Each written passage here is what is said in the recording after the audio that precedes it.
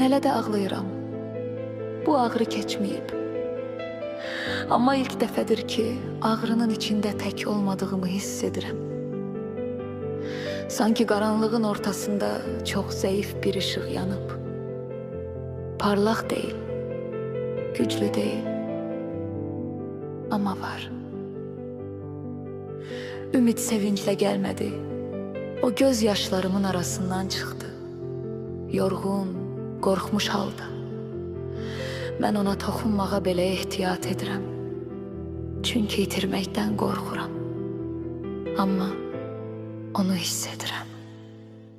Mən hələ sağalmamışam, hələ də çökürəm, hələ də susuram. Amma artıq tam itmiş deyiləm. İçimdə bir səs var, sakit titrək, amma izrağı biraz da qal. Və bəlkə də ümid elə budur, ağrı bitməsə də insanın qalmağa qərar verməsi.